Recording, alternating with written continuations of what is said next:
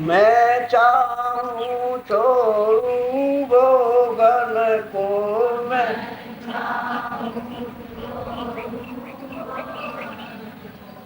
देखे भोग मन अति ललचाई दे।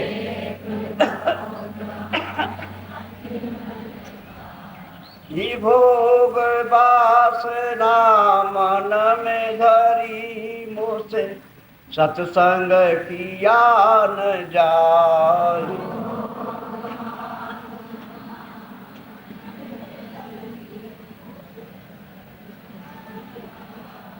आई मोह से सत्संग किया न जाए।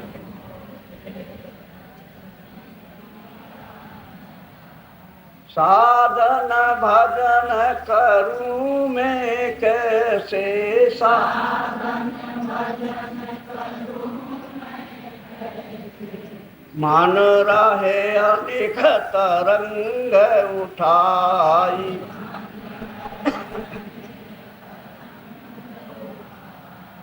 भोग वासना मन में धरी, मुझसे सत्संग किया न जाई।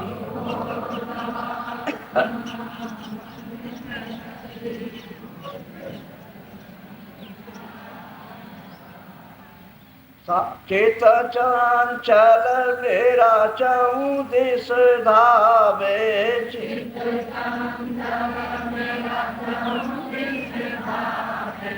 शोरते शब्द में नहीं ठहराई।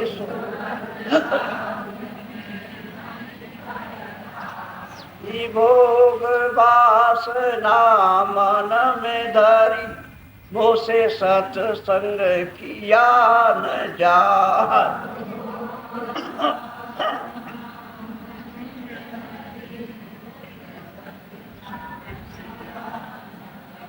आई मोह से सत्संग किया न जाए।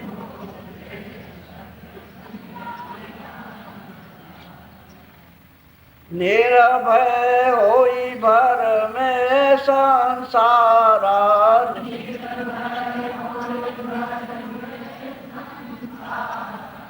नई कामना ने तजगा।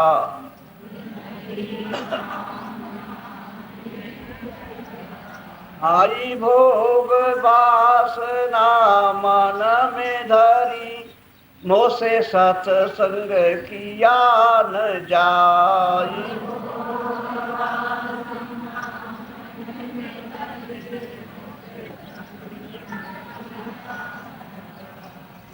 मोह से सत्संग किया न जाई।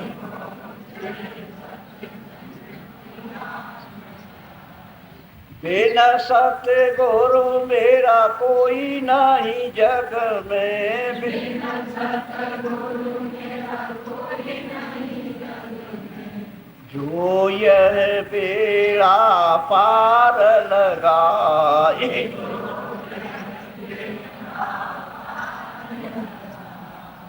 भोग वासना मन में धरी, मुझसे सत्संग किया न जाए।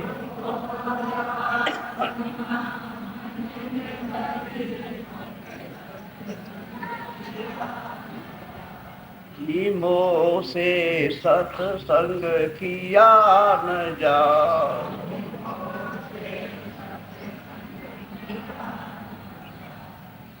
जय।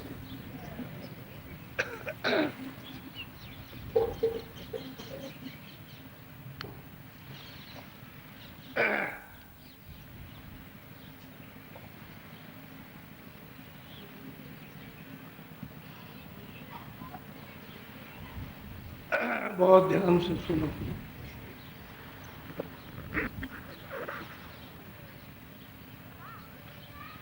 इसमें जो खेल है मनुष्य शरीर में, वो तो सूरत का खेल है। दोनों आंखों के मध्य में बीचों बीच में सूरत बैठी है, उसके चारों तरफ 4 घेरा डाल के पड़े हुए, मन बुद्धि चित्त और अहंकार। मन बुद्धि चित्त और अहंकार, ये चारों उसके चारों तरफ बैठे हुए, इधर से इधर से इधर से, और बीच में वो बैठी है। और सबका काम अलग अलग है। चित्त का काम चिंतन करना है, उसने तो अपना चिंतन कर दिया। और मन का काम संकल्प विकल्प करने का, चलो वह ऐसा करेंगे वैसा करेंगे, ये होगा वैसा होगा। जैसे चिंतन किया कि किसी के घर में माल रखा है, चोरी करना, तो मन संकल्प विकल्प करेगा कि किधर से जाए, किस तरफ से जाए, आगे से जाए कि दीवार काटे कि खिड़की काट डाले, क्या करे, इधर से आदमी आ जाए उधर से आ जाए। ये काम है बुद्धि का। तो बुद्धि सलाह देगी कि देखो भाई ऐसा अगर जाओगे और कोई जाग गया और उसने पकड़ लिया तो बहुत मारेगा, हाथ पैर तोड़ देगा। कोई सरकारी कर्मचारी आ गया तो पकड़ लेगा तो जेल जाओगे। तो अहंकार कर रहा है कुछ नहीं, कोई नहीं, वहाँ कुछ नहीं, बस अंधेरा छा गया। चित्त ने अपना काम किया, मन ने संकल्प प्रकट किया, बुद्धि ने निश्चय निश्चय, अहंकार ने दीवार लगा दी, क्या कुछ नहीं, क्या होता है। तो चले गए वहाँ। जब गांव वालों ने घेर लिया और जब पिटाई हुई उनकी, तो बुद्धि कहते भाई मैंने तो कहा था कि कोई पकड़ लेगा, मारेगा, पीटेगा और बड़ी बेइज्जती होगी, तो अब क्या करें। अहंकार ने दीवार लगा। ये 4 चीजें हैं, मन बुद्धि चित्त और अहंकार। ये चारों तुम सूरत के साथ बैठे हैं। अच्छा, अगर सूरत की धार हृदय चक्र में, इंद्रिय द्वार में, नाभि कमल में, हृदय में और कंठ में, ये सूरत की धार यानी प्रकाश नीचे उतर के फैली हुई है, उसका प्रकाश। तो अब इनका काम क्या है, मन बुद्धि चित्त का, कि उसी धार के नीचे उतर जाते हैं और इंद्रियों के दरवाजे में बैठ जाते हैं और सब विषयों का रस लेंगे। अब ये इसके आदि हो गए और इंद्रिया जो है उस सामने जो चीज होती है उसकी आदि हो गई। तो इंद्रिया उसको नहीं छोड़ती कि हम तो देखेंगे, कानों से सुनेंगे, हम ये करेंगे वो करेंगे।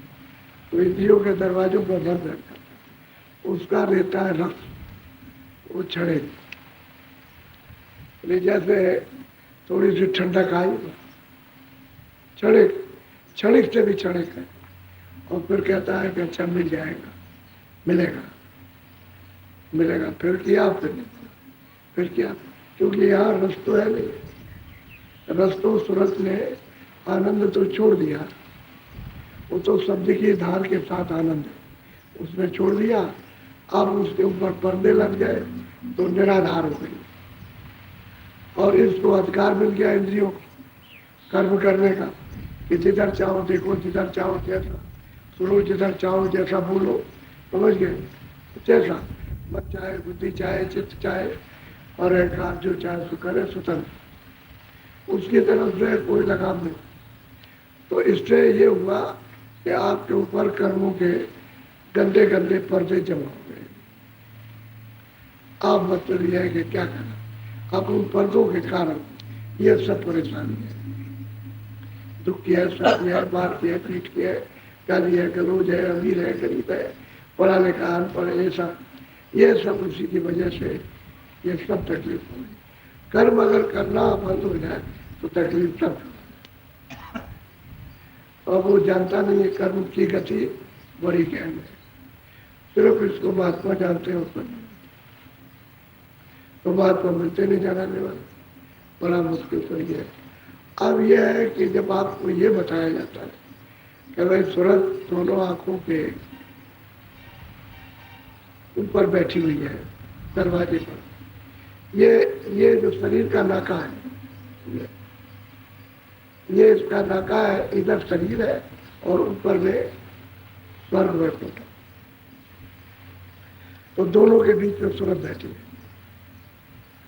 अब उसका लगाव शरीर के साथ हो गया, क्योंकि पर्दे पड़ गए तो उसका लगाव उसके साथ, और वो छूट गया, सब नाम छूट गया तो उसका आधार टूट गया। अब इसके साथ हो गया, इंद्रियों के साथ मन का लगाव हो गया, और सूरज का प्रकाश इन्होंने खराब कर दिया, खींच करके पर्दों के द्वारा हटा दिया, तो मिलोनी हो गई। तो सूरज जो चेतन थी वो जड़ में फंस गई, अब अपने आप नहीं छूट सकती। तो ये कहा जाता है कि भाई जब मन, बुद्धि और चित्त और अहंकार जब सूरज के चारों तरफ बैठे हुए, तो इतनी कोशिश करो कि इंद्रियों के दरवाजों पर भाग करके जो रस लेते हैं क्षणिक, उसको थोड़ा रोको, और यहीं पर बैठ करके सूरज का साथ हो। सूरज कहते हैं जीवात्मा, उसी को जीव कहते हैं, उसी को सूरज कहते हैं, उसी को राधा कहते हैं और उसी को सीता कहते हैं। सुरती को सीता कहते हैं और सूरज को राधा कहते हैं। जीवात्मा को ही मतलब यह है कि उसी को सूरज कहते हैं, असली नाम सूरज है। अब चूंकि यहाँ समझाने के लिए तो ये भिन्न भिन्न यानी मतलब ये शब्दों से महात्माओं ने समझा, लेकिन नाम उनका एक ही, सूरज नाम। अब वो मन इंद्रियों के दरवाजे पर पट आ जाता है, चित्त चिंतन करेगा, चलो वहाँ ये काम करना, वो लड़ाई हो रही, झगड़ा हो रहा, वही ले ये देना, वो ऐसा वो ऐसा, इस तरह से मन संकल्प करता। अच्छा देख लेंगे, डंडे चलाएंगे तो बुद्धि निश्चय न जाने क्यों होंगे, डंडे क्यों चलाओगे, मारपीट क्यों करते हो, ये ठीक बात नहीं है। तो अहंकार कहेगा नहीं, इन चारों का काम ये अलग अलग एक ही है, अपना अपना काम का जो नशा दिखाते ताकत। अब जिसकी ताकत चल गई, अब वो अहंकार की ताकत चल जाती, क्योंकि वो सबको अंधा कर देगा। जब बुद्धि को अंधा करेगा तो मन नहीं कुछ कर सकता है, चित्त नहीं कर सकता, तो अहंकार बनता है वैसे। तो इसलिए जब जब आप भजन पर बैठते हो और पाते हो, अब यहाँ पर नहीं बैठ, साथ दिया, सूरज का साथ नहीं दिया, भाग के चला गया और वहाँ काम कर रहा। इसीलिए उसकी पकड़ होनी चाहिए। जब बैठो तो हमेशा इस पर निगरानी रखो, चित्त तो नहीं जाता, मन नहीं जाता, बुद्धि कहीं नहीं जाती, और अहंकार तो रोक के रखो। कि मेरे बाबा जी ने या गुरु महाराज ने बताया कि देखो मन को यार रुक करके और चित्त को रखना, तो मैं आप सूरज के साथ। तो जब ध्यान करो तो देखने का काम, दृष्टि के साथ रखो मन।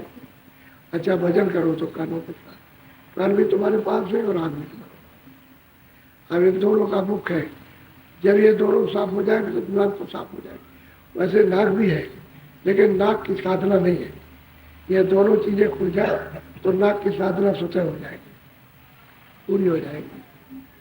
अब ये देखना और सुनना, ये दो चीजें मुख्य। नाक तो है, लेकिन इनके साथ ही साथ सफाई होती जाती है, तो वो भी खुल जाती है, तभी तो सुगंधी आती है। अब कई एक प्रेमी कहते हैं बहुत सुगंधी आती है, बहुत खुशबू आती है, इतनी यहाँ किसी चीज में खुशबू है ही नहीं, इतनी सुगंधी। तो अंदर की सुगंधी है, वो जब मिलती है तो बहुत सुगंधी, इतनी सुगंधी आती है कि कोई चीज आपको खुशबू नहीं लगेगी, वही खुशबू लगेगी। यहाँ की सुनते रहो, कोई चीज कुछ नहीं पता, बदबू से बदबू होगी तो पता नहीं चलेगा, ऐसी सुगंधी है, क्योंकि उसमें तो बदबू है नहीं। तो आप मन पर, बुद्धि पर, चित्त पर निगरानी नहीं रखते, भजन में बैठ जाते हो देखा देखी कि भाई कोई कहेगा तुम भजन में नहीं बैठे, तो बैठ गए, लेकिन मन भाग गया, बुद्धि भाग गई, उस पर रोकने का आपका विचार नहीं। जैसे बैठो वैसे ही उस पर निगरानी रखो, भाग न जाए। 10 मिनट बैठो, 5 मिनट बैठो, 2 मिनट बैठो, 15 मिनट बैठो, लेकिन निगरानी रखो, इसी की चौकीदारी करनी। यही है साधन। ये साधन आपका भागदौड़ का थोड़ा सा रोक लिया और मन बुद्ध चित्त को सूरज के साथ में इसको लगा दिया, बैठा दिया, और सूरज से कानों से सुनने लगी, आंख से देखने लगी, पट तो काम बन जाए। अब ये गहन विषय है, तो हम कितनी सरलता से आपको समझाते, हम जानते हैं कि आप समझ नहीं पाओगे, तो इतने सरल शब्दों से और सरल युक्ति से समझा आपकी समझ में आ जाए। पहली किताबें उनमें कोई नहीं समझा सकता, क्योंकि तो पहले युग की लिखी है, जैसे सतयुग है, त्रेता है, द्वापर, उन युगों की किताबें लिखी हैं। कलयुग की किताब तो कलयुग में समझ में समझाएंगे, वो किताबें समझ में नहीं आती, इसलिए उसका कोई मन है आपका, क्योंकि मन तो शब्द से रुकेगा, नाम सुन करके मन रुकेगा, दूसरा कोई आधार नहीं। चाहे जितनी पूजा करो, दिन भर किताब पढ़ते रहो, आप कुछ भी करते रहो, लेकिन मन नहीं रुक सकता, क्योंकि उसके रुकने का वो आधार ही नहीं। तो इन सब चीजों से मन नहीं रुकता, मन तो शब्द से रुकेगा, नाम से। जब आसमानी आवाज, नाम जब शब्द सुनाई देगा, तब उसमें रस है। तो जब रस लेने लगेगा तो इससे पैदा रस आए, आनंद है। ये तो क्षणिक है, और उसमें स्थिरता है, तभी रुकता। तो आदत के बस होके फिर भी जुग जुग की आदत पड़ी है भागने की, तो फिर भी आप उतना आनंद लेते हुए भागते। उस पर निगरानी तो धीरे धीरे जब अस्थाई इसका जब जमा हो जाता है सूरत और मन के साथ में, तो सूरत में आ जाती है ताकत, शक्ति आ जाती है। उसको जब ज्ञान होता है तो बुद्धि उसके सामने कुछ नहीं कर सकती। बुद्धि भी निर्मल हो जाएगी, मन भी निर्मल, चित्त भी निर्मल हो जाएगा, अहंकार भी, तो इनका साथ दे दें। अब ये आप जब भजन करते हो, ध्यान या सुमरन करते हो, बनवाना चाहिए। तो सुमरन तो आप मन नहीं रहेगा तो कौन करेगा? मन बुद्धि चित्त को साफ करने के लिए तो सुमरन होता है, और सूरत को साफ करने के लिए भजन। तो आप दोनों में से एक भी काम नहीं करते, न मन साफ करने का बुद्धि चित्त सुमरन करते हो, और न आप सूरत को साफ करने का शब्द सुनते हो, तो दोनों में से एक भी काम नहीं। तो कुछ बनेगा कहते थोड़ा किया करो। अब जिन जिन सुरतों ने अपने महापुरुषों के पास रह करके उनके सत्संग सुन के आदेश का पालन करके, और जैसा जैसा बताया वैसा मन बुद्धि चित्त को रख करके, और जब उन्होंने भजन किया और जो जो प्राप्त किया वो सुनाते। ये तो कलयुग में नहीं किया, सतयुग का तो है नहीं। सतयुग त्रेता द्वापर में तो संत आए नहीं। संत तो प्रगट में जीव कल्याण के लिए अभी कलयुग में आए, आना शुरू हुआ, वो भी 700 वर्ष पहले नहीं, 700 वर्ष के पहले नहीं किया अंदर। तो आप बताओ कि किताबों का कौन प्रमाण देगा? परे के लोग सतयुग त्रेता द्वापर के तो जान नहीं सकते। अब कलयुग का जो पार, आर पार, इस पार से उस पार जो जान, वो तो बताएगा। जो जानता नहीं होगा ना इस पार उस पार, ना इस पार का ना उस पार, कुछ नहीं बताएगा। तो बहुत प्रेम से आज सुनिए।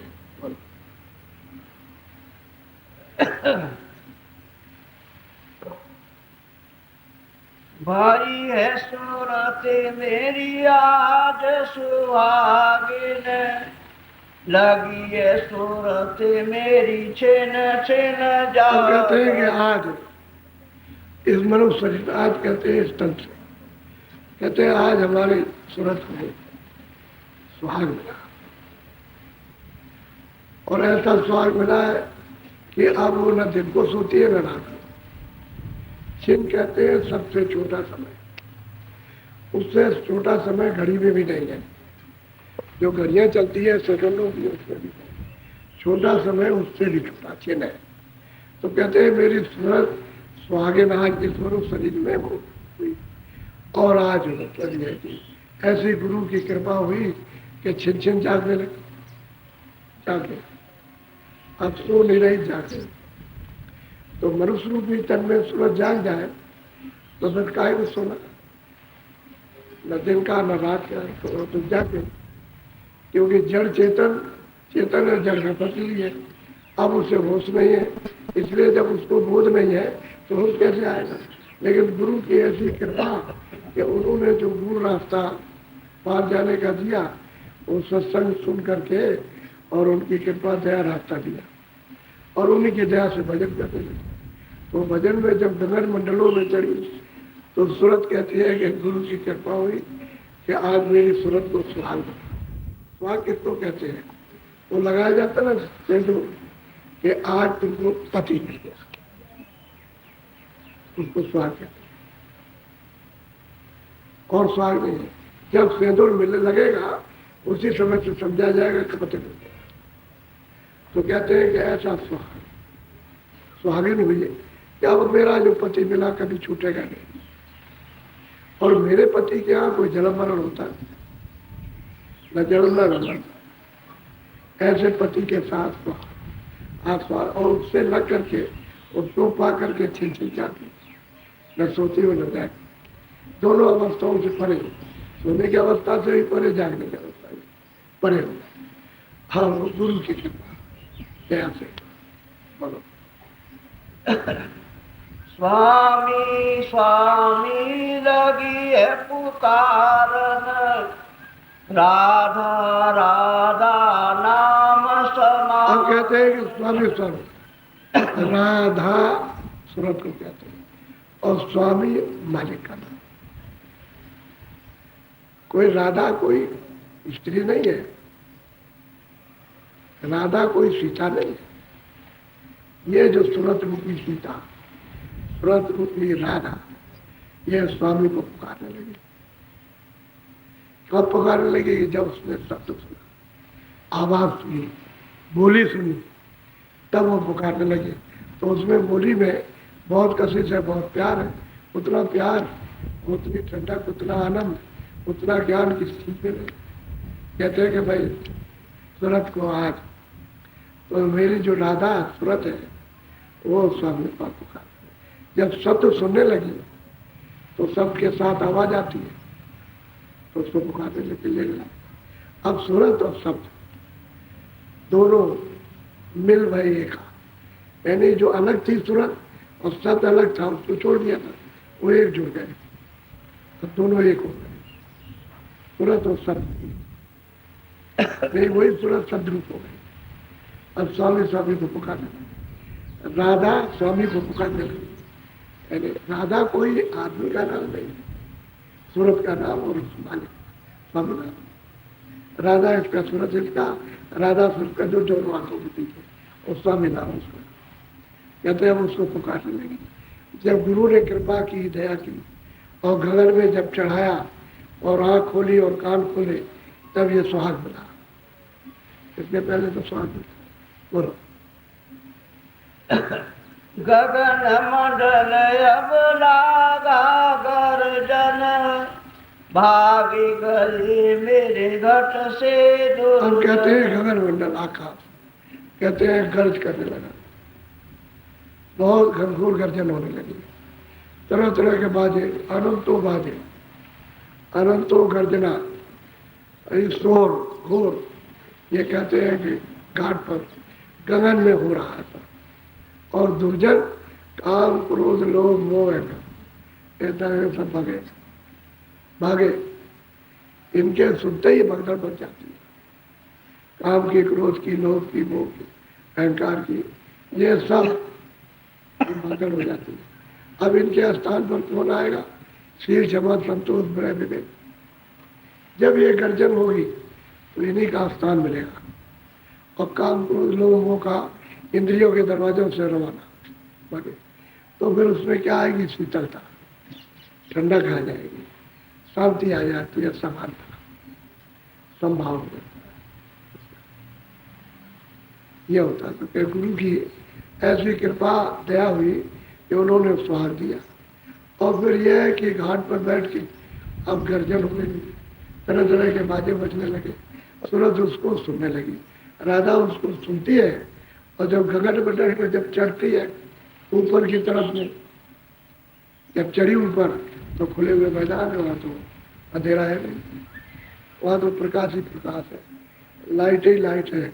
वहाँ जिसमें से लाइट आ रही वो न कभी डूबता न कभी निकलता, जैसा का तैसा, वैसा ही मौसम रहता है, प्रकाशमान। उसमें रचना देखने को मिलती है। अब जो जहाँ जैसी रचना, जैसे स्वर्ग की रचना है वो तो प्रकाश में, अंधेरे में नहीं। तो सूरज जाएंगे जब उसको, ऊपर वैकुंठ की रचना है उससे ज्यादा प्रकाश है, उसमें भी अंधेरा नहीं। और ऊपर में जो सूक्ष्म लोग हैं उसमें सैदल कवच में ईश्वर की रचना है, तो प्रकाशी में बैठे हुए, वहाँ भी कोई अंधेरा नहीं कि भाई कोई सुबह शाम सूरज निकल रहा है। सुबह शाम तो सूरज इस शरीर, इन आंखों के लिए निकलता है, क्योंकि जो आवरण आपको पड़ा हुआ उसी के लिए प्रतिबिंब है, वो प्रतिबिंब पर्दे में पड़ता है वही। और ये तुम जानते नहीं हो कि पृथ्वी कैसे घूम रही है, इस तरह से पूरा पूरा चक्कर लगा रही है, इस तरह पूरे मंडल घूम रहे हैं, ये भी पूरा घूम रहा बच्चों, पूरा स्वर्ग भी घूम रहा, वैकुंठ भी घूम रहा, ईश्वर का लोक भी घूम रहा, ऊपर में ब्रह्म ब्रह्मांड है वो भी सब के सब घूम रहे हैं, इस तरह धुरा के ऊपर सब घूम रहे हैं इस तरह। वो स्थिति देखने को जो जलवा है वो विचित्र अद्भुत है, वो तो आँख खोलने पर ही दिखाई देता है, ऐसे पता नहीं चलता, अनुमान होता है, लेकिन वो भी महात्माओं ने योगियों ने बताया, योगियों ने जो कुछ देखा नीचे का वो बताया, और ऊपर का दूसरा स्वाद पर सब जाता। तो अब गर्जन लगा, इतनी गर्जन होती है दूसरी कोई आवाज नहीं सुनाई और कोई आवाज, तो फिर जब बाहर की आवाज नहीं सुनेगा तो लोग कहते हैं तो बहरा हो गया, बहरा, कहते भाई बहरा तो नहीं हो गए, लेकिन इतनी आवाज आ रही, अब वो बता नहीं सकता क्योंकि उसको मना किया कि अगर बताएगा आवाजों को बंद हो जाएगी, तो बताते नहीं, तो जब बाहर सुनाई नहीं देता तो कहते हैं बहरा है, सुनता है लेकिन उसे बहरा बताते हैं, तो उससे कहा जाता है तुम बहरे ही बने रहो, अच्छा रहेगा, किसी की बात तो तुम पर असर नहीं करेगी, कोई गाली देगा, कुछ कहेगा, कुछ डांटेगा, फटकारेगा, तो तुम मतलब ये है कि ऐसे खड़े रहो, और सुन लिया और सुनी कर दिया और अपनी आवाजें सुनते रहे, वो जो घोर शोर हो रहा सब गगन में पूरा का पूरा मंडल एकदम से गर्जन कर रहा, तरह तरह की भांत भांत की गर्जना हो रही, एक से एक अद्भुत आश्चर्य में। अब सूरज कहते हैं गुरु ने ऐसी कृपा की कि दुर्जनों को भी मारा, और सूरज ने राधा सीता को जगाया, अब शब्द के साथ लग करके और पुकारने लगे स्वामी स्वरूप तन मन मैंने की नायर्पण, लगी सूरत अब सतगुरु चरणन। अब कहते हैं तन, तन कहते हैं शरीर, और मन कहते हैं जो बैठा है इंद्रियों के दरवाजों पर, वैसे तो बैठक ही है, लेकिन मतलब यह है कि वो इंद्रियों के दरवाजों पर जब उसको अहंकार आया तो अंधेरे में चला जाता, फिर वो ज्ञान शून्य हो जाता। तो कहते हैं कि हमने क्या किया कि तन और मन को गुरु के चरणों, गगन में चरण, तो जब ये सूरज चढ़ी ऊपर को और जब गर्जन होने लगी तो वहाँ चरण कमलों का साक्षात्कार होता, दर्शन होता, तो मेरे मन को उनके चरणों में अर्पण कि ये अच्छा और बुरा, ये आपका मन और तन जो कुछ भी इसने अच्छा और बुरा किया है वो सब आपके समर्पण है, चरणों में समर्पण करते। वहाँ जब समर्पण कर देता है तो स्वीकार कर देते, तब धुलाई कर देते, माफ कर देते, उसको कहते हैं साफ कर देते। तो मन भी साफ, बुद्धि भी साफ, चित्त भी, और ये जितने गंदगी अंतःकरण में ये भी साफ, और इसी दरवाजे में सूरत बैठी है वो भी साफ हो जाती, तभी तो ऊपर चढ़ेगी, सफाई हो जाएगी, तब तो गगन का घोष सुनेगी, आकाश मंडल में होगा, तो भांत भांत की बाणियाँ हो रही हैं, उनको देव बाणी कहो, आकाश बाणी कहो, ईश्वर की बाणी कहो, ब्रह्म बाणी कहो, पार ब्रह्म की बाणी कहो, सब सुनाई देती। तो कहते हैं गुरु की कृपा हो गई, उनकी दया हो गई कि मैंने तन और मन को अर्पण कर दिया उसके चरणों में, और सूरज अब छिन छिन शब्द के साथ अब न रात को सोती न दिन को सोती। बोलो नाम थाल और बाती सुमिरन, जोग थे जोश वाली में। कहते हैं कि नाम का तो थाली बनाई, शब्द की तो उसने थाली बनाई, और जो उसमें से प्रकाश निकलना उसकी होती है, उसमें तो कोई मतलब है तेल बत्ती और रुई की जरूरत है नहीं, तो अपने आप जल गई, तो शब्द है उसमें से प्रकाश निकलना, भांत भांत का उसमें से प्रकाश निकलता तरह तरह। तो कहते हैं उसकी हमने प्रकाश की ज्योति बनाई और उसी में रखा। अब वो दृष्टि से आरती करती है, दृष्टि से, क्योंकि सूरज शब्द में जब ले होगी तो ये भी तो शब्द होगी, लेकिन कहाँ तक आरती करेगी? जब तक ये पिंजरे में रहेगी। एक पिंजरा उसका ये मनुष्य है, दूसरा पिंजरा है लिंग शरीर। जब इंद्रिय चतुष्संताकरण और मन और बुद्धि और चित्त अहंकार और रजोगुण तमोगुण सत्व, 17 तत्व। और फिर उसके बाद एक पिंजरा है 9 तत्वों का, शब्द स्पर्श रूप रसगंध और मन और बुद्धि और चित्त और अहंकार। तो एक ये हो गया उसका सूत्र। और कारण जो है उसका पर्दा। सूरत का तन है, वैसे तो चेतन है, लेकिन शब्द स्पर्श रूप रसगंध। अब ये इसमें अलग अलग लीलाएं होती रहती हैं। सुनते हैं इतने तन में बंद है, एक तो ये तन, फिर वो स्वर्ग वैकुंठ में, फिर ईश्वर के लोक में, फिर ऊपर में ब्रह्म के लोक में। जब सूरत अपने उस कारण पिंजरे से निकलती है, उस तन से निकलती है, तो सत्य रूप में जाती है। तो यहाँ तक तो आरती वो करेगी, दृष्टि से आरती करेगी। और फिर जब ऊपर हो, जब शब्द की धार में ब्रह्म के ऊपर पार ब्रह्म में जब शब्द की धार में मिलती, तो सत्य रूप में इसी में से प्रकाश निकलता है। तो ब्रह्म से यानी मतलब 16 गुना ज्यादा इस सूरज का प्रकाश होता है, जो ये दोनों आंखों के पीछे बैठे। और क्या उसकी महिमा की जा सके, इतना इसका तेज है। और जब नीचे आ गई तो छोटी हो गई, एक जर्रा हो गई। अब ये लापता हो गई है, इसका पता बिना महापुरुषों के इसका पता कोई लगा नहीं सकता। ऐसे तो ये आने में भी नहीं आ सकती, इसमें कौन रहता, क्योंकि शरीर के नाके पर रहती है, इसलिए कोई आला और कोई एक्सरे या कोई और यंत्र काम नहीं करता। तो लोग कहते हैं कि भाई इसमें कुछ नहीं है, कुछ है नहीं, ऊपर बैठी है नाक पर। और इसी के ऊपर में पर्दे गंदगी के जमा होते हैं, तो वो मतलब है कि मृत्यु के स्थान से ऊपर। क्योंकि अगर मृत्यु का स्थान माना गया तो जला दिया तो सब जल जाएंगे, तो वहाँ अग्नि जाती नहीं, पानी वहाँ जाता नहीं, कोई तलवार कोई और चीज जाती नहीं।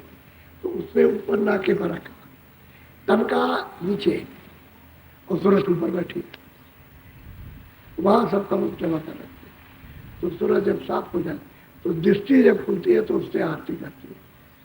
तो कहते हैं थाल बनाया शब्द का, और जो उसमें से प्रकाश है उसकी चोटी बनाई, और फिर दृष्टि से करती है आरती। वो बड़ा अद्भुत आरती का जलवा होता है। और वे एक सुरतें नहीं करती है, बहुत सुरतें, बेशुमार सुरतें आरती करते हैं, वो जलवा देखते हैं। 1-2 सुर, इतने तो यहाँ आदमी भी नहीं, इतने आया जीव जंतु भी नहीं इतने, यानी एक साथ आरती करती है। वो अनोखा जो कहने में नहीं आ सकता, लिखने में, वो सूरत उसको देखती करती। आरती फेर चुप चढ़ाया निज मन, गगन जाई सुनता अनाद। अब कहते हैं कि भाई आरत की, मन को घुमाया और निज मन किया, यानी इंद्रियों का मन जो नीचे उतरता था वो तो छूट गया। अब सूरत का यानी एक अंडी एक पिंडी और एक ब्रह्मांडी, 3 मन। तो ये पिंडी मन इंद्रियों के जाल में फंसा रहता है, इसके ऊपर में फिर उसका अंडी मन है। तो अंडी मन जो है वहाँ का आनंद लेता है, जब लेने लगेगा तो ऐसे बात तो देगा। और एक ब्रह्मांडी मन, तो कहते हैं सूरत जब अपना बना लेती है तो अपना नहीं बन, क्योंकि ऊपर ही से मन उतर के आया, उस सहजल कमल से उतरा है, ईश्वर के स्थान से नीचे से उतरा, मन और बुद्धि और चित्त और अहंकार। तो अब उसको अपना बना लिया, जब अपना बनाया तो इसका साथ देने लगता। तो सूरत अब जब उसको ताकत शब्द और प्रकाश की पा गई तो इस पर हावी हो जाती है, तत्काल सूरत जमा लेती है। तो ये कुछ नहीं कर सकता, फिर भाग और कुछ नहीं। जब तक सूरत अपना निज मन, अपना मन नहीं बनाएगी और इंद्रियों का ये बना रहेगा तो भाग जाएगा, तब सूरत का साथ नहीं देगा। सूरत का जहाँ साथ दिया और जहाँ ये गगन में अनार बाड़ी सुनी और जहाँ इसने दृष्टि से आरती की, और मन इसका हो जाता है, इसका साथी। अभी जो है दरवाजे में बैठ करके और जब इंद्रियों के घाट पर आ गया तो दुश्मन हो गया। अब ये इसके साथ दुश्मनी करता, अब इसको अपना बना लेगी तो साथेगा। तब ये यहाँ भी जाएगा, स्वर्ग में भी, बैकुंठ में भी जाएगा और ऊपर चढ़ेगा, ऊपर भी। तो जहाँ इसका भंडार वहाँ ले हो जाएगा। अलग अलग भंडार है, चित्त का अलग है, मन का अलग, बुद्धि का भंडार अलग है, कार का, सब अपने अपने भंडार ले हो जाते हैं। तो सूरत इनके जाल से छूट जाते। फिर किस चीज का जाल रहता है? इस सब से स्पर्श रूप व्रत कर, इसका उसको बोध रहता है। तो जब ऊपर से जो धार शब्द की आ रही उसको जब पकड़ती है, तो जब उसमें जब मिलती है और वो जब से ही मिली और उस धार में जैसे ही लय हुई तो बस एकदम से चले, तो उसका ये भी बोध खत्म। शब्द स्पर्श रूप रस, और मतलब यह है कि इसका कुछ नहीं होता। शब्द स्पर्श रूप रस गंध, इसमें कोई भी इसका मान नहीं रहता। जब सामने मिल जाती तो ये खुद ही देने वाली हो जाती है, सब गुणों को फिर देती है दूसरों को। अभी तो इसने अपना गुण खो दिया तो दूसरों के अधीन हो, ये खोल है उसके, इन खोलों में फंसी हुई है। जब तक आजाद नहीं होगी तब तक उधर नहीं जा सकते। तो कहते हैं गुरु ने ऐसी कृपा और दया की कि अगर सत्संग नहीं मिलता, उनकी दया नहीं, रास्ता नहीं मिलता, कृपा दया नहीं करते तो घाट नहीं बताते, रास्ता नहीं, भेद नहीं बताते, तो मैं चलती कैसे? तो भेद भी बताया, दया भी, सिद्धार्थ में बैठा, मन को भी साफ, बुद्धि को साफ, चित्त को, और फिर गगन में चढ़ाया। बड़ा साथ साथ अपने को बता रहे कि सब काम किसने किया? गुरु ने किया। बोलो संत कृपा पाया पद पूरन, करम भरम डाले कर चूरन। कहते हैं कि संतों की कृपा दया हो गई कि उन्होंने हमारे सब कर्मों को चूर कर दिया, खत्म कर दिया, सब खत्म कर दिया, कुछ भी नहीं रहेगा। और हमको पद पूर्ण, यानी जहां हमारा घर था वही हमको पहुंचा दिया। ऐसी दया और कृपा की। अगर उनकी दया संतों की न होती तो मुझे ये पूर्ण पद, पूर्ण स्थान, वो कैसे सतयुग का होता, तो वहां पहुंच के सतपुरुष का कैसे दर्शन होता? क्योंकि सतपुरुष तो यहाँ कभी आते नहीं, न कभी आएंगे न कभी आए। वो तो जब संत सूरत उस बोध में आती है, वहां का वो तो दरबार के दरबानी, सतपुरुष के दरबार के यानी संत दरबानी होते हैं। जब सूरत आती है तो वो आती और जाती रहती है, दरबार में हाजिरी देती है।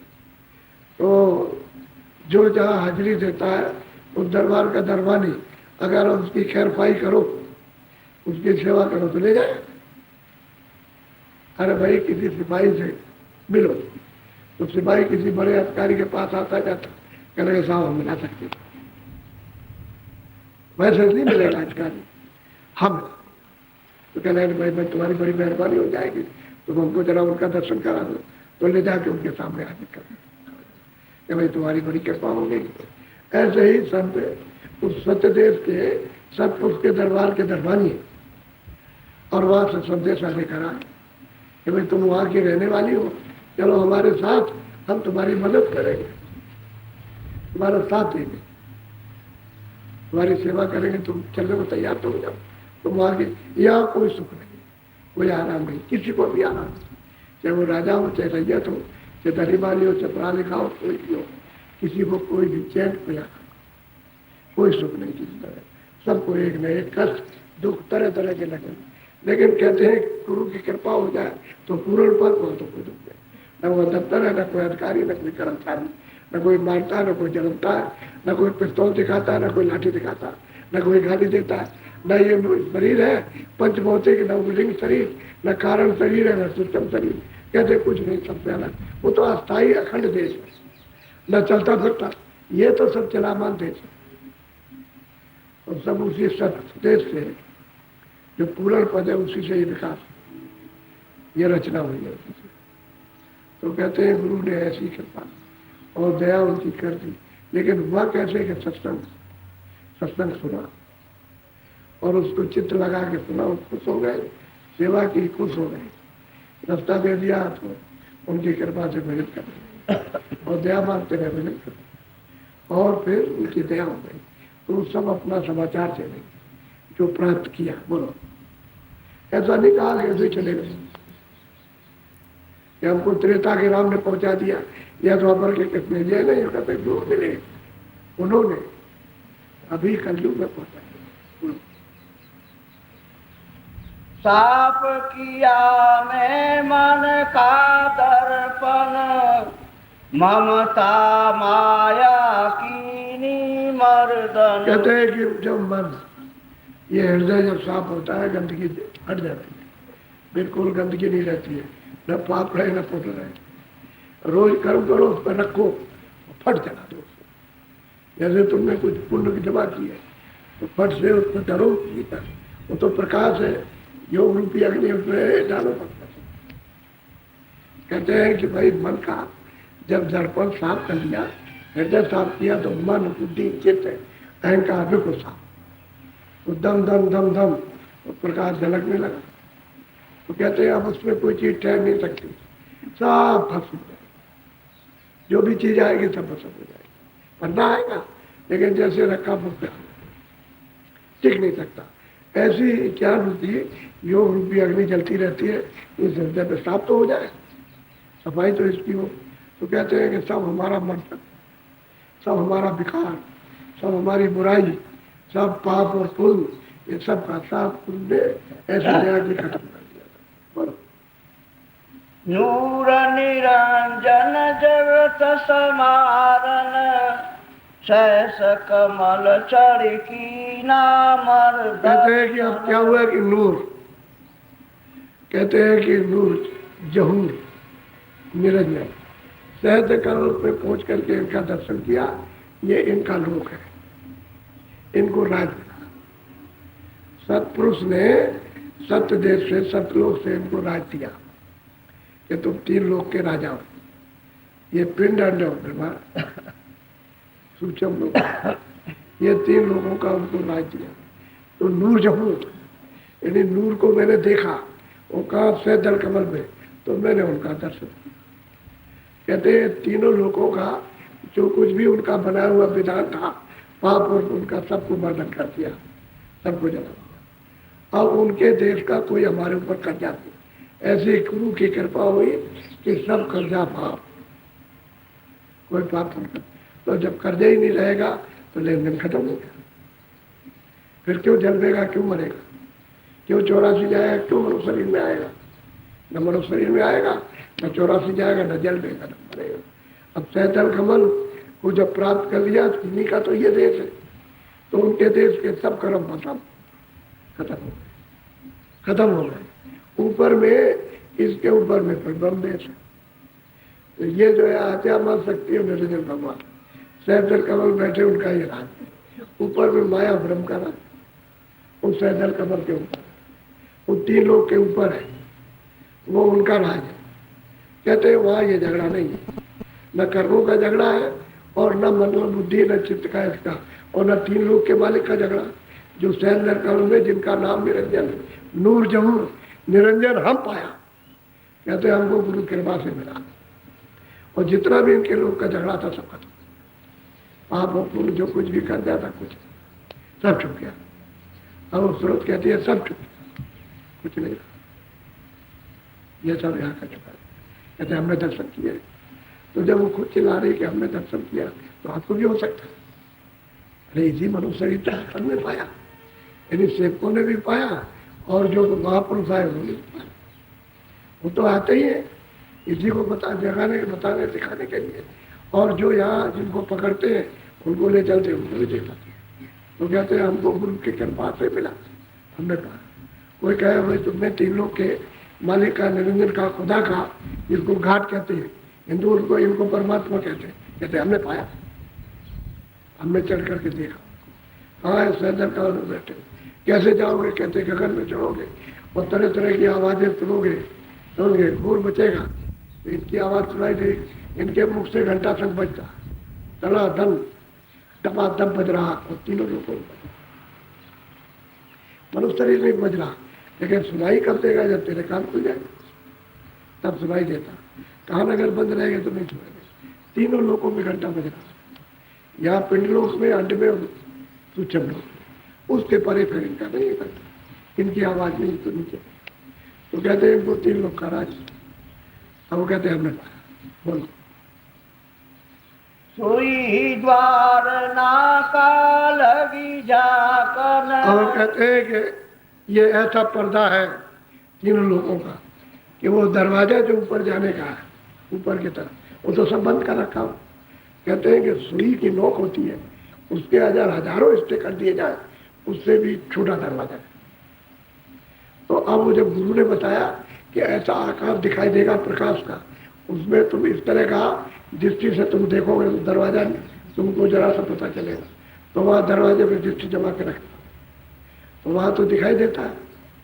जैसे ये आकाश, जैसे अभी तो उजाला है तो आपको दिखाई दे रहा, लेकिन कुछ दिखाई तो नहीं देता। ऐसे ही प्रकाश दिखाई देता है, तो नीचे, लेकिन ऊपर देखिए तो प्रकाश दिखाई देगा आकाश में। तो कहते हैं सुई की नोक, उससे भी बहुत छोटा हुआ आकाश। तो सूरज उस पर अपनी दृष्टि को देखकर झांकने लगी, देखने लगी उसे दरवाजे से। बहुत छोटा है, कोई अगर बताने वाला नहीं मिलेगा तो उसको कोई जान नहीं सकता। ऐसा उसने आकाश बना रखा, प्रकाश ही प्रकाश का। वो जो है प्रकाश बहुत है, प्रकाश की तो कोई यहाँ से तुलना ही नहीं। स्वर्ग वैकुंठ में कुछ भी प्रकाश नहीं है, इतना प्रकाश प्रकाश है। अब वो भेद जिसको मालूम है वो बताएगा कि ऊपर की तरफ देखो तो वो तुमको दिखाई देगा जो बहुत बारीक है। अब सूर्य दृष्टि इतनी बारीक हो जाती है, सूरज की दृष्टि जब ये साफ होती है तो इतनी सूक्ष्म होती है, इतनी सूक्ष्म बारीक होती है कि फट से दरवाजे को पकड़ लेती है और वो बैठ के झांकने लगती है। तो दरवाजा फटता है, फटेगा दरवाजा तो उसके फटते ही बड़ा शोर होता है। तो नीचे की आवाजें तो कुछ नहीं है, जो ऊपर का शोर घोर होगा वो बहुत ज्यादा होता है, उसका यहाँ कोई प्रमाण नहीं, इतना घोर शोर होता है। तो सूरज उस पर खड़े होकर के झांकती है। तो गुरु ने बताया कि इसके पार चलो, ये फूट जाएगा, अंडा है फूट जाएगा, ये 3 लोग का अंडा है फूट जाएगा, बस सबसे फूटे चला जाए। पाप अनंत हुए जाकर। अब वो जितने भी पाप क्रियामान प्रारब्ध वो तो रखे जाएंगे, लेकिन क्रिया संचित कर्म और प्रारब्ध, ये प्रारब्ध रहेगा, क्रियामान कर्म साफ हो जाएगा। क्योंकि प्रारब्ध अगर खत्म कर दी जाए तो डोरी टूटती है, शरीर उसी समय खत्म हो जाएगा। तो क्रियामान कर्म साफ, और जो संचित का भंडार जो ऊपर है जब वो सब खत्म, कुछ नहीं आठ रहती, सब खत्म, बस इतनी रहती है शब्द स्पर्श रूप रस, सबका बोध, स्पर्श का बोध, रस का बोध कर, ये 5 चीजों का उसको बोध रहता है। लेकिन वो खत्म कब हो जाता है, इसका ये भी एक तरह का बीज है, लेकिन वो ये सब पर्दे खत्म हो जाएंगे। अब इसको बोध का बीज रहेगा। तो जब ऊपर से जो आवाज आती है तो उस मंडल पर ब्रह्म है और उसी के ऊपर गुरु बैठे हुए, वही ऊपर गुरु बैठे और नीचे उनका मंडल ब्रह्म रास्ता, तो उधर से आवाज आती है। तो जैसे ही ऊपर दृष्टि की तो गुरु का दर्शन होता है, और वहाँ दर्शन होगा तो फौरन उसमें आकर्षण होगा, क्योंकि वो जो यहाँ लेने आए वो हमें कहीं मिलेंगे, जो यहाँ लेने आते हैं वहाँ मिलेंगे, उनको आप वहाँ पहचान लेंगे। नहीं और कोई आ जाए तो कैसे पहचाने, जो यहाँ मिलेगा वहाँ मिलेगा। और वो ऊपर आता जाता नहीं होगा तो नहीं मिलेगा, नहीं वो ऊपर मिलेगा, हर मंडलों पर मिलेगा। तो जब उसको देखा तो खींच गया, जैसे ही खींचा तो ऊपर से आवाज आ गई, तो वो आवाज इन आवाजों से बहुत तेज। तो जब उस धार में, उस आवाज में जैसे ही सूरत मिली बस सदरूप, जब सदरूप हो जाएगी तो स्नान करती है, आगे मानसरोवर। बिना सदरूप हुए सूरत मानसरोवर में स्नान नहीं कर सकती, और वहाँ सब सोचते मानसरोवर में स्नान करते और बेसुमार सोचते। वहाँ खरबों वर्षों तक वहाँ गिनती करते हैं और कुछ पता नहीं क्या खरबों वर्षों, कुछ इतने सोचते हैं। तो उसमें कहते हैं गुरु ने ऐसी कृपा देखी कि सब जला दिया, तब तो सूरत छूटेगी, छुटकारा पाएगी। ऐसे सुनने से छुटकारा पाएगी, करने से पाएगी। बोलो। बंकनाल दस त्रिकुटी धावन, ओंकार धुन करी। हाँ, वो चिन्ह बताते हैं महापुरुष, जो प्रेमी साधन करते हैं वो चिन्ह बताते हैं कि जब वो सुई का द्वार जब खुला और ऊपर में जब खुला उधर से टूटा, तो कहते हैं कि बंकनाथ रास्ता, बंक कहते हैं टेढ़े रास्ते, नीचे चला गया है कितने करोड़ नीचे।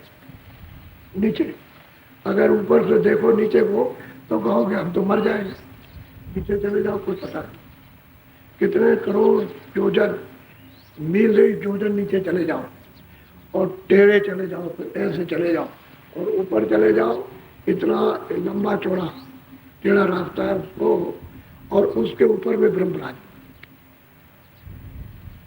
तो अगर गुरु इस टेढ़े रास्ते में मिलेंगे तो किसी घाटी में गिर जाएंगे, तो वहां से लौट कर आएंगे, तो वहां तो सब जल में जलवा है, जहाँ जिधर जाएगा नीचे चले जाए सब जल में जलवा, उसको देखता रहेगा। तो गुरु उसको बताएंगे कि देख लो, अनुभव कर लो, लौट के आ जाओ, इधर भी अनुभव करो, इधर भी करो, नीचे भी ऊपर भी करो, और फिर लौट आओ उस सामने सीधे चलो। तो उस पर चढ़ेगा, नीचे उतरेगा, चढ़ेगा, घाटी है, विषम घाटी है, उजाला ही उजाला है, वो ईश्वर से बहुत उजाला, वो तो ब्रह्म का उजाला, वो है रचना उसकी, तो ईश्वर से अद्भुत रचना ब्रह्म। तो गुरु रहेगा तो कहते हैं गुरु मिले तब बोले।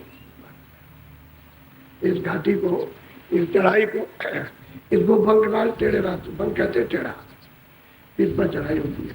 तो योगी योगेश्वर तो जा नहीं सकते, उनको तो रास्ता मालूम है नहीं, वो तो सब इसी के नीचे रह जाएंगे और ऊपर नहीं जा सकेंगे, तो ऊपर का भेद भी मालूम नहीं है। तो उसको चढ़ के इस रास्ते को ऊपर ब्रह्मराज। बोलो। सोन मंडल दोन पाई रंग। अब वो कहते हैं, सूरत कहती है कि मैं गया नहीं, मैंने ब्रह्म का दर्शन किया, ओम है उनका नाम, ओम है, और त्रिकुटी पर बैठे हुए मैंने दर्शन किया। वो तो ये नहीं कहते ईश्वर का मैंने दर्शन किया, नीचे सैदल कमल में उनको ईश्वर कहते हुए बैठे हुए, तीन लोग का राज किया, ऊपर में ब्रह्म है वो बैठे के, मैंने त्रिकुटी में का दर्शन। कहते हैं कि फिर जब ऊपर चढ़ी तो मैंने नारंग धुन सुनी, तो वो ऊपर पार ब्रह्म, तो धुन को सुनेगा तभी तो पकड़ के जाए, बगैर आवाज को यदि पकड़े हुए ऊपर नहीं जा सकता, वही आवाज पकड़े तो पकड़ के चढ़ाई करेगा, और आवाज नहीं पकड़ेगा, उसमें लय नहीं होगा तो सूरज चढ़ नहीं सकती, क्योंकि उसके प्रकाश उसकी आवाज को बर्दाश्त कैसे करेगी, वो बाहर ही पे फेंक देगी आवाज। तो उसमें गुरु बताते हैं कि इसमें लय हो जाओ, आवाज को पकड़ो, और इतनी सुरीली आवाज कि नीचे की आवाजों से सबसे मधुर आवाज की, उसमें मधुरता में, उसकी शक्ति में, आकर्षण में फौरन सूरत खिंच जाती, उसमें लय हो जाती। जब आवाज में लय होगी किगरी सारंगी के, तब ये शब्द रूप हो जाते। तो यही इसी को कहते हैं महात्मा पौड़ी, कि सीढ़ी बना रखी है, ऐसे पकड़ो घाट पे, ऐसे पकड़ो, ऊपर से आवाज आएगी उसको पकड़ो, फिर वो बताएगा कि इसको पकड़ के चलो, और आवाज छोड़ दो। नीचे की आवाजें बहुत है, स्वर्ग की है, बैकुंठ की है, ये नीचे आवाजें होती रहती है, ये बाजे बजते रहते हैं, तरह तरह के लीले तमाशे इनके होते रहते हैं, तरह तरह के बिना, तरह तरह के जहाज मजीरे अद्भुत अद्भुत बजते, तो ये आवाजें नीचे की। जब घंटे की आवाज पकड़ोगे तो बंद हो जाएगी, नीचे की आवाज का बंद। उस तीन लोग की आवाज, तो तीन लोग तो बहुत बड़ा लोग है, वो स्वर्ग बैठो उनसे बहुत बड़ा, यहाँ बैठ लोग ये तो कुछ भी नहीं, उसकी पकड़ियों में लोग हैं।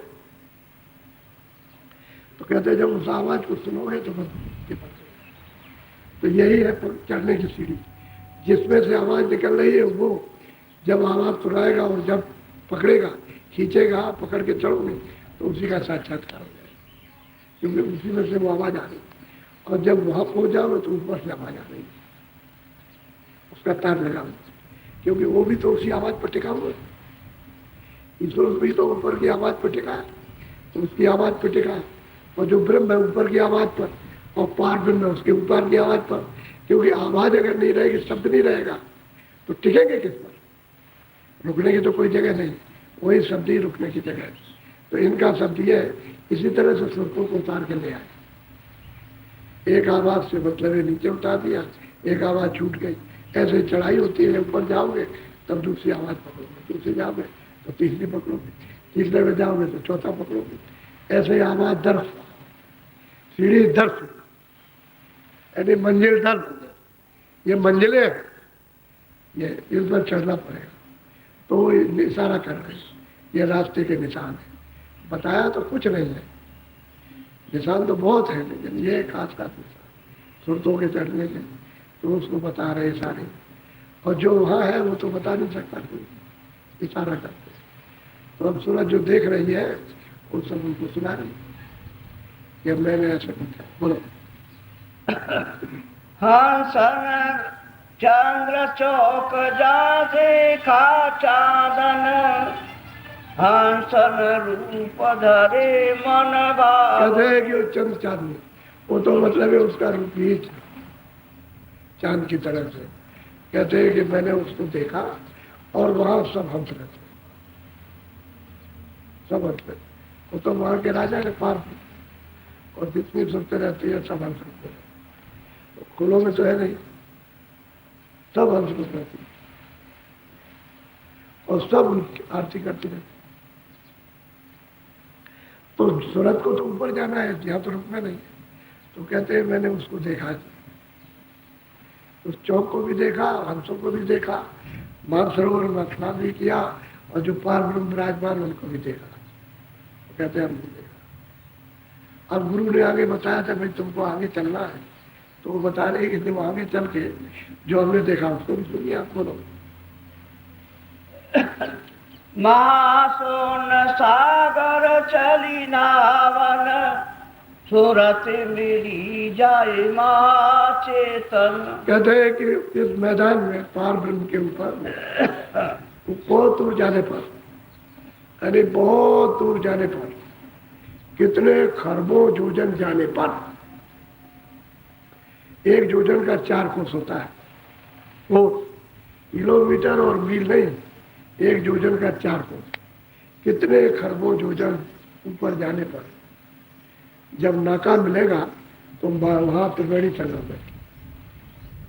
जो भी सुनते जाएंगे पहले उस संगम में, त्रिवेणी जो संगम है उसमें नहाना है, उस धारा में नहाना है। ऐसे कितने लोग और कितने त्रिलोकियां और कितने ब्रह्म और कितने मतलब यह है कि आपके ईश्वर और कितने स्वर्ग में कितना लोग, उसमें एक बार भी सब छोड़ दिया जाए ऐसे करके तो पता ही नहीं चलेगा कि कहाँ चले गए।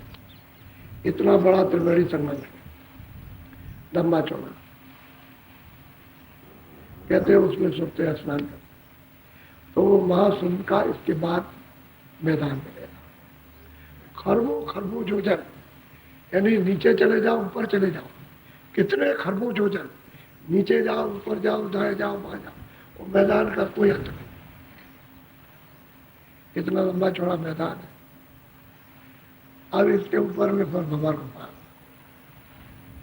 उसी को सूरत कहती है कि मैंने वहां पर उसको देखा, मैंने त्रिवेणी संगम में स्नान किया, मैं उस महासुंद के मैदान में चली।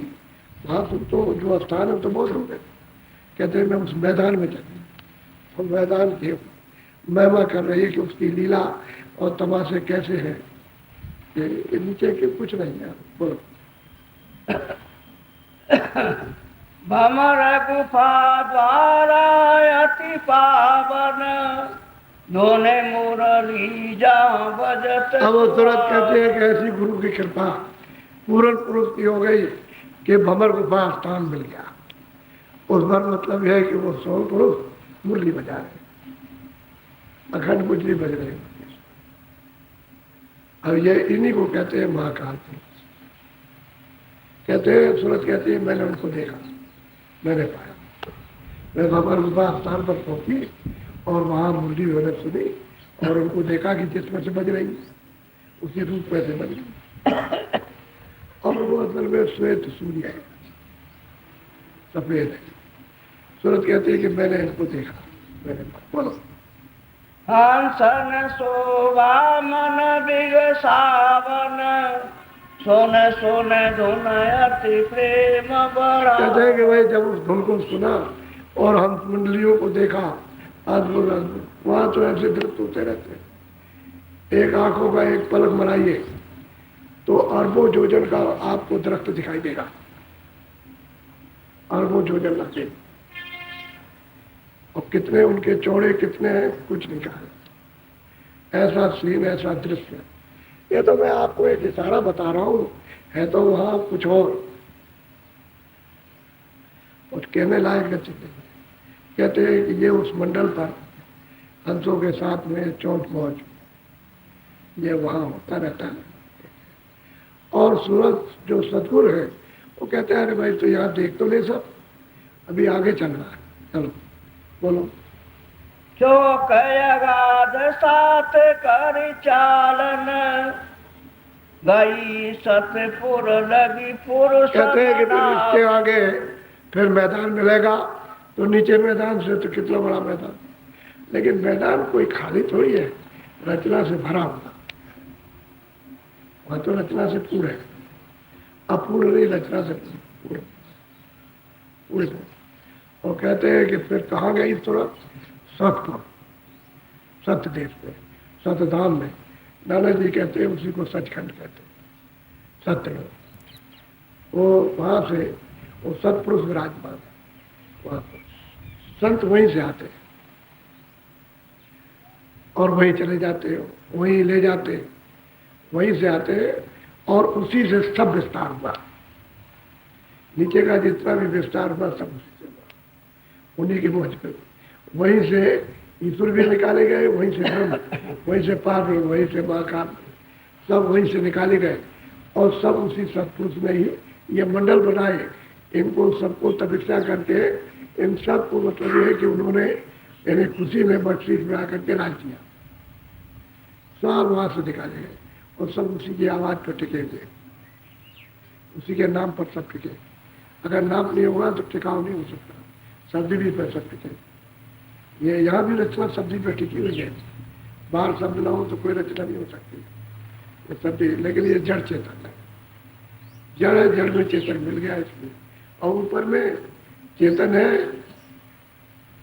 ये खोल नहीं है, जल पृथ्वी अग्नि वायु आकाश, वो मतलब लिंग खोल है, तो उसकी रचना ऐसे ही है, ये स्थूल रचना है, वहां शक्ति की रचना है। तो कहते हैं हम सतपुर में पहुंचे, किसकी कृपा से? गुरु की दया, रास्ता बताया, आगे पीछे चलेंगे तब निकलेगा, आगे मिलेंगे पीछे मिलेंगे।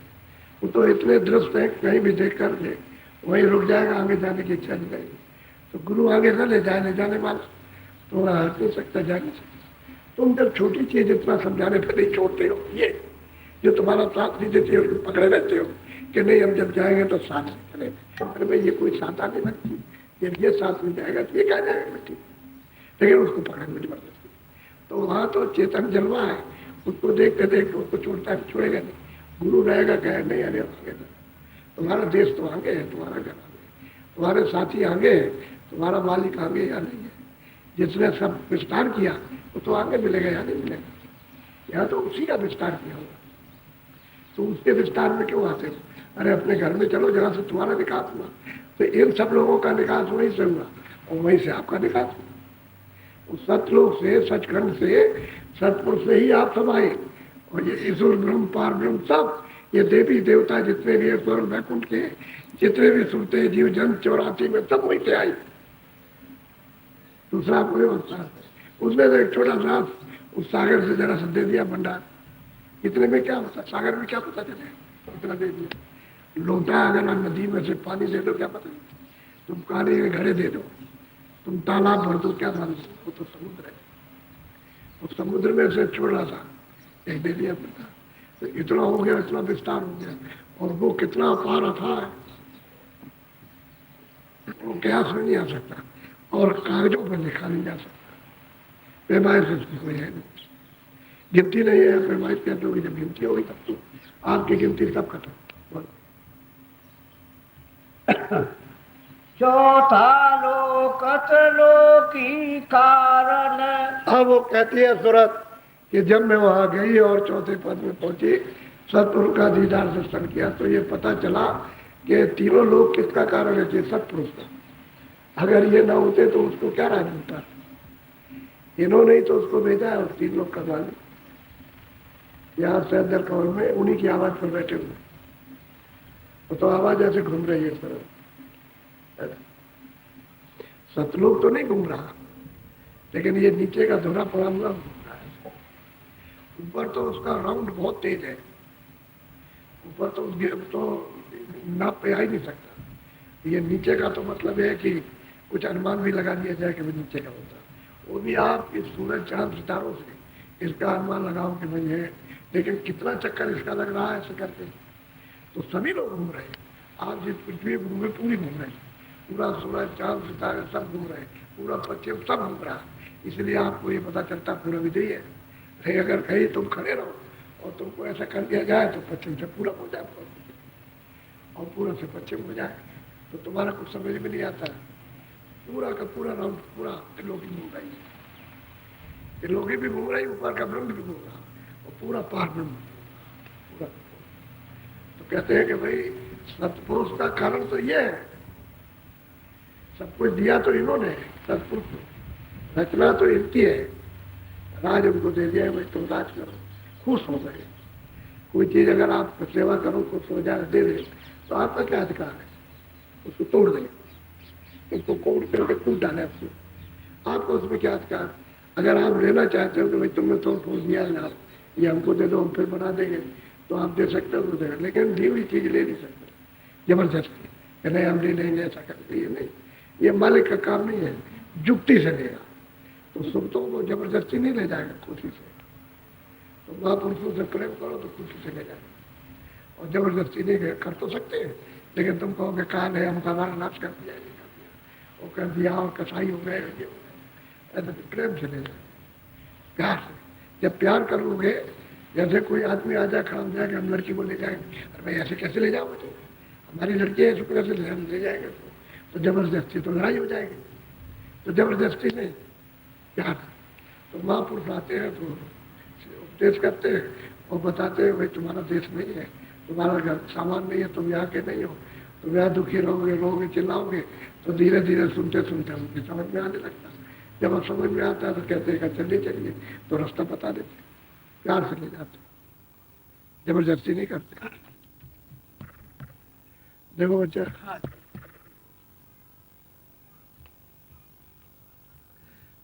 बोलो जोर से। संत बसे जीव करे उबारन। कहते हैं कि वो संत वहाँ सत्य देश में हमेशा रहते हैं, आते जाते हैं, और वो आकर के जीवों का उबार करते हैं, जीवों को यहाँ जगा करके मदद करके यहाँ से ले जाते हैं।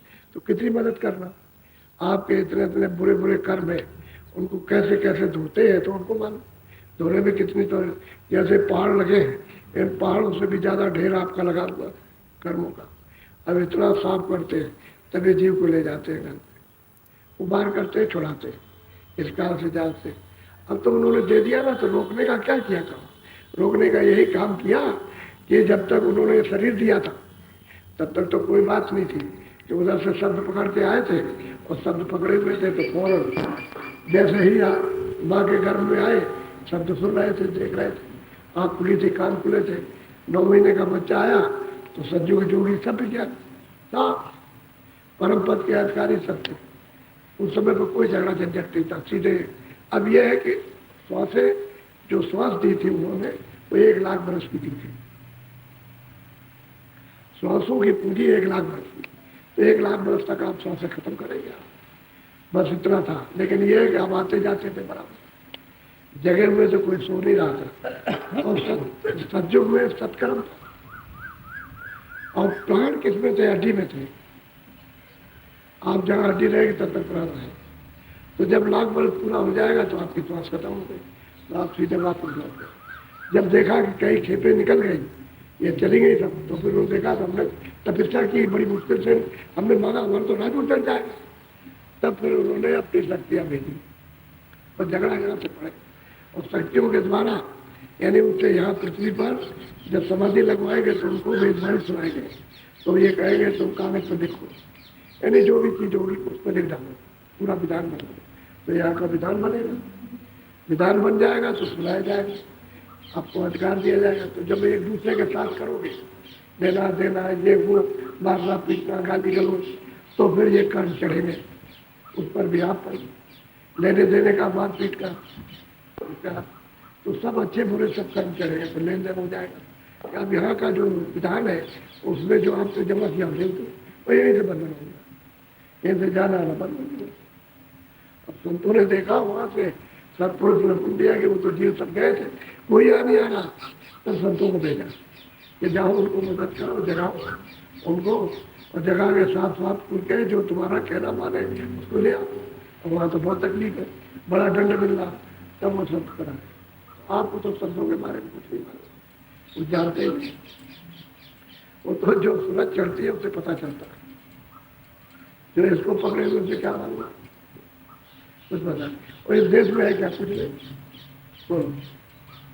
अलख लोक एक पुरुष विराजन, बैठे अचरज धार। कहते हैं कि अब वो सूरज कहते हैं कि सत्लोक के ऊपर सत्पुरुष का निसार किया, उसके ऊपर अलग पुरुष है, कहते हैं बिल्कुल एकदम से, और इनसे भी बहुत बड़े और इनका बहुत बड़ा धन, कहते हैं हमने उनको नहीं देखा, अचरजी रूप धारण किए।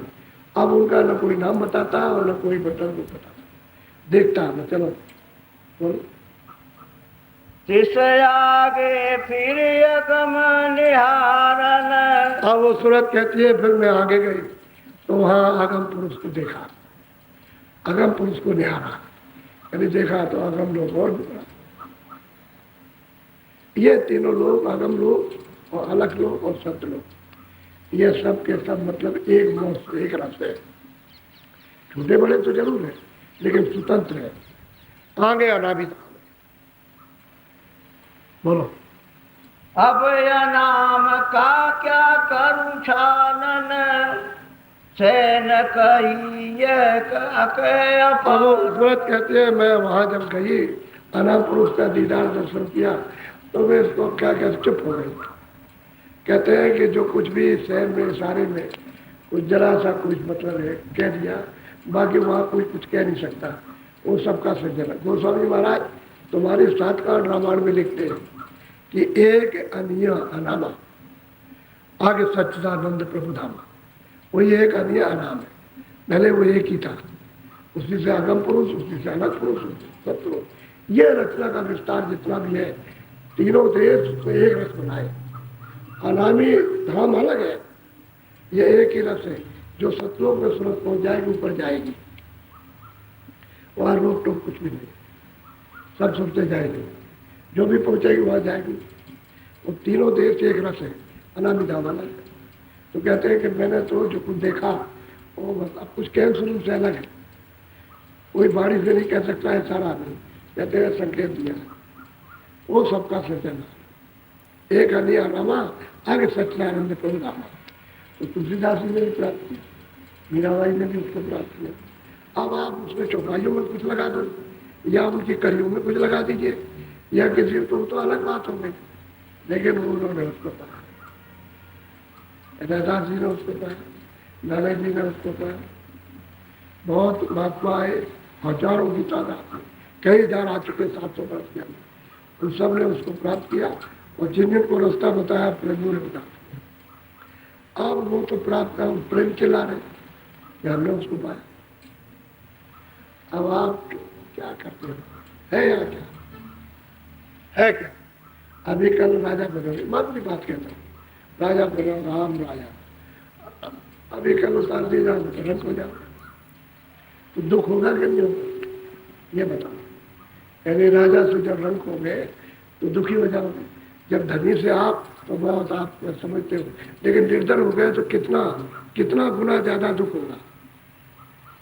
अरे भाई तुमको छोटी सी गृहस्थी मिली है, ये मिली है, अभी तुम्हारे सामने एक जा रहा कुछ नहीं कर रहे, वो जा रहा कुछ नहीं, वो जा रहा कुछ नहीं, तो तुमको कितना दुख कितना सुख होता, तुम सारे जीवन उसको याद करते मिलेगा, तो यहाँ प्रदेश में अपना सामान तो कुछ है नहीं, दूसरे के सामान को अपना सामान बनाए, अनजान में कि मेरा सामान, तेरा तो ये भी नहीं है और तेरा ये भी नहीं, ये भी नहीं। यानी किसी लोग जब तक सतलोक में स्वरूप नहीं पहुंचेंगे तब तक उसका कुछ भी सामान नहीं मिलेगा। तो सती लोग में सब कुछ है, बीच में और कहीं नहीं, बीच में तो सब रुकावट है। तो ये सूरत को सब देखा। अब आपको इसलिए परिचय दिया तो आप कहते किसने देखा, बड़े गुस्से में बोलते हो, किसने? अरे लोगों ने देखा। जब चंदन को दीनता आई, उसने छोटा बनाया कि कुछ नहीं है, सेवा की है, सत्संग सुना, भजन किया, लग करके किया है, और तमाम संसार की चीज़ों से मुड़ करके, तो उनका ऑफर यह है कि सम्राट पुरुष मिल जाए तो जल्दी हो जाए, जल्दी कृपा होती। बोलो जय गुरुदेव, जय गुरुदेव। कल सुबह 5 बजे सत्संग होगा, आज भी सुबह हुआ, अभी भी सुबह 5 बजे होगा, 5 बजे से 6 घंटे, वो भी 1 घंटा चलेगा। और कल शाम को भी, कल इतवार है तो छुट्टी के दिन में बहुत लोग रात को आ जाते हैं इधर उधर से, क्या छुट्टी है तो फिर तो रात को पहुंच जाएंगे। तो चलो अच्छा, सुबह शाम को सत्संग करने के बाद कल तक चले जाएंगे।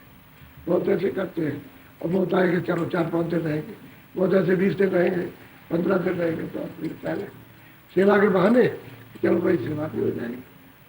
हम तो यहाँ रहते नहीं थे, 10 दिन 15 दिन रहे, बात नहीं, तो यहाँ कुछ तो काम हो नहीं सकता, कुछ नहीं। आपके बैठने की जगह झोपड़ी भी नहीं बन सकती थी अभी, तो अभी आपके सामने ठीक है, मैदान में आकर के पेड़ भी नहीं सकते, या ऐसे मैदान में आकर के ऐसे तो देखा कि भाई बहुत लोग आने लगे, तो फिर मैं रुक गया। तो अब पूर्णिमा पर 2 साल पूरे हो जाएंगे, मैं नहीं गया कहीं, यही इसलिए। तो अब थोड़ा बहुत मतलब यह मैंने अपने सामने, तुम आओगे जाओगे तो भोजन ध्यान कुछ करोगे तो थोड़ा बहुत कुछ करो। बाहर घूमता है, मैंने बहुत आदमी को जगाया, सब प्रांतों में बहुत काम किया। अगर मेरी बात को पकड़ लें तो सुन के पकड़ लें, कोई मैंने तो कहता था मैं राजनीतिक नहीं, मैं बिल्कुल पक्का मतलब धार्मिक आदमी, लेकिन तुम लोग जब समझाने की बात करें तो हाथ बच्चे हो जाए कि ये क्यों कहता है, भाई आने वाली बात मुसीबत है, तो आपको बताते थे तो आप सुनते। इस सब पर बताइए एक एक मुसीबत, एक एक मुसीबत मैंने सब प्रांतों में सुनाई कि तुम लिख करके रखो और ये सब आगे आएगा, सबने लिख करके रखा है। अब यहाँ देखना भी गुरुकुल आ रहे, कितनी भीड़ होती है, देख लीजिए बरसात में। तो 24 जुलाई से 1 अगस्त तक 9 दिन का कार्यक्रम है।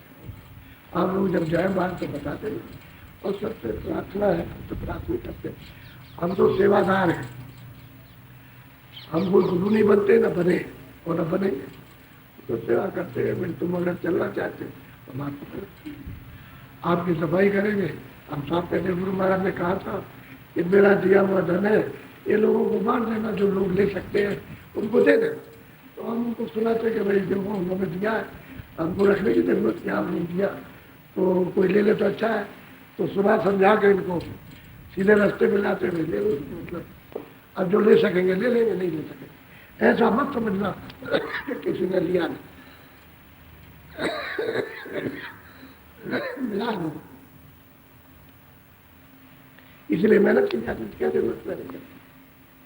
अरे जब ये मालूम हो गया कि एक रोटी से, आधी रोटी से पेट भर जाता है, दिन भर काम करते हैं, दिन भर मतलब उससे पेट चलता है, दिन रात गुजर जाता है, तो मतलब क्या इतनी मेहनत करना। लेकिन ये मेहनत इसलिए कि तुम्हारा भला हो, तुम जो है वो सेवा ले लो, अपनी सफाई करा लो, अपनी भूल मिटा लो, इसलिए आपको समझा जाता तो थोड़ा सा अब धीरे धीरे समझ आ जाती है। एकाएक आप समझ में आएगी, 2-4 दिन 10 दिन आते रहो तो समझ आए, फिर उसके बाद आप फिर समझ आएगी, और समझ आ जाएगी, उसके बाद और समझ। तो ये बुद्धि जो है, जो आपके अज्ञान की भ्रम की जो पड़ी हुई, वो धीरे धीरे निकलती जाएगी, समझ में आ जाएगी, सही चीज समझ में आ जाएगी, फिर सही चीज समझ में आएगी, फिर आप तड़प पैदा करते, तड़प होती है तब फिर चलते। पहले से तड़प अगर पर जैसी लो पहले लगी ऐसी निभे हो, लगातार लगी रहे, ऐसी तड़प बन जाए, तो अपने की तुम क्या समझते हो? सारे पुरुष करो, यानी करोड़ों जीवात्माओं को कल्याण कर सकता। अगर उसमें भावना लगी रही तो खुद भी पार हो जाएगा, दूसरों को भी पार करेगा। ऐसा ही होता है। बोलो जय गुरुदेव। आज 15 मिनट भजन करेंगे। अब 35 और 40 मिनट है, आज 15 मिनट बैठ जाओ। 15 मिनट ज्यादा नहीं, बैठ जाओ, कपड़ा डालो थोड़ा सा, ताकि 15 मिनट। बोलो जय गुरुदेव, बोलो जय गुरुदेव, जोर से बोलो जय गुरुदेव। जय गुरुदेव नाम किसका?